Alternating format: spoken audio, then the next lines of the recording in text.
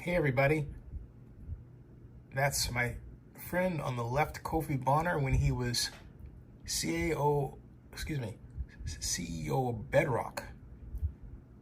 Bedrock is the organization owned by Dan Gilbert, who owns Rocket Mortgage. Bedrock owns Dan Gilbert's $6 billion real estate portfolio, of which Kofi was in charge of for several years. Kofi retired and came back to live in the Bay Area. I won't say where. And now he's back working in the Bay Area. He's working on a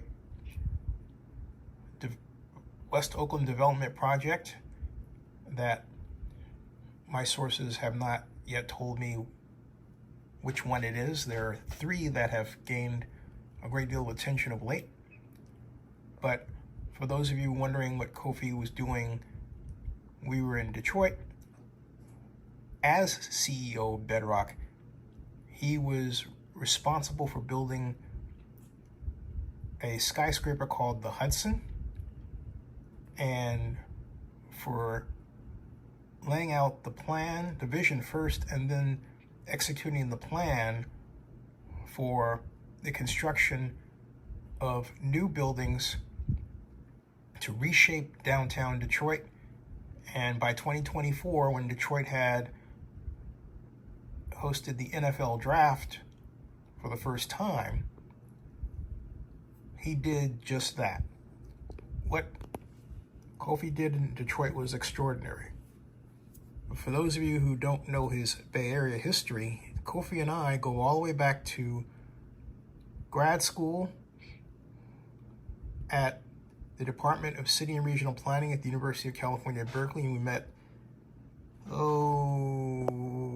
memory serves, then my memory generally serves pretty well. September 15th, 1985, he was working in the computer center with a fellow classmate by the name of Neil. And Kofi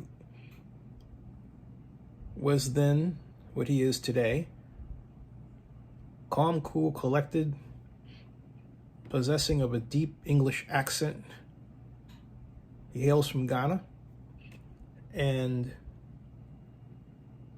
I have never seen him yell about anything. It's not to say that Kofi can't yell, but he mutes his expressions of anger. He is best known for the redevelopment of Emeryville. Kofi was my first client as an economic development consultant after I graduated from Cal, and then went to work for the Oakland Development Agency as an intern for 2.5 years.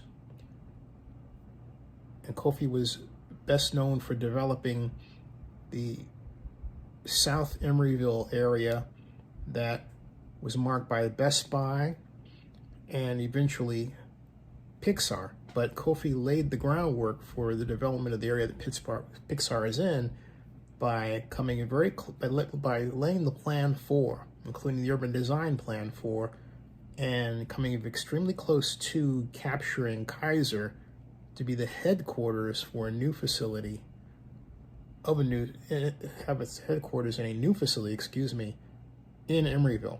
So if you ever visit Pixar, or if you work in Pixar, that place you're in was almost the home of Kaiser before Pixar eventually wound up there. What happened was that Kaiser received such a political blowback about trying to leave Oakland at the time, and in particular from then new Mayor Jerry Brown, that they canceled their plans. Meanwhile, Kofi in 1990, first Kofi was with Emeryville, then he was hired by Willie Brown to be his redevelopment director in San Francisco. And he worked on building the new home for the San Francisco 49ers. But in the middle of that, he then, actually, let me turn that around, okay? Because Kofi's done sort of a boing boing. Kofi was hired in San Francisco. Then he became the economic development director in Oakland. Then he became interim city manager. I mean, that fast. It was literally almost seemed like every other year. By 1997, when I was at Harris Economic Advisor, he became our economic development director, and he created an area teams redevelopment concept where the staff for the redevelopment agency had different teams of people assigned to different council districts. I thought it was a brilliant concept and a smart plan, and it worked really well. And then Willie Brown stole him back to San Francisco, and that was in '98. But he didn't last long because Carmen Policy, president of the then new Cleveland Browns, hired Kofi to be his chief administrative officer. That's right. Kofi was the chief administrative officer of Cleveland Browns. Why? Because his real job was to get a new stadium built for the Browns. So the stadium that the Browns currently played in was the one Kofi built. Okay. After that stint with the Browns, he then returned home to the Bay Area and worked for Lennar Urban and made a great name for himself as an economic development, real estate, and redevelopment expert. And then about, I would say, just before the pandemic, just at the pandemic, he was hired by Dan Gilbert to be the CEO of Bedrock. So that's, I'm going to ignore that. That's the, and then filling in the details, but then also implementing those details. And that's how he's able to succeed, because a lot of people can give you a big vision, but few can craft a big vision, but then, like a pointless painter, literally fill in those places where the colors should be, and in microscopic detail. That's what Kofi can do. He's smart enough to know he needs a team. He puts together the right team, people who always fervently and aggressively defending his objectives, his plan, and his style. I have never encountered anyone who had a bad thing to say about Kofi in my entire life.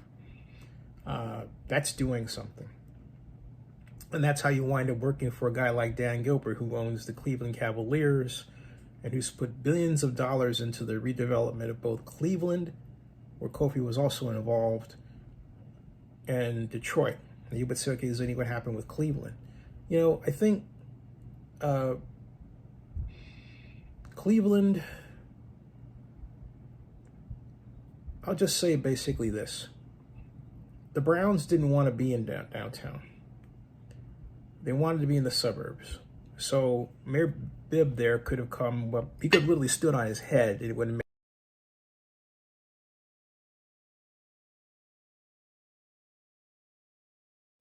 got all these calls coming in.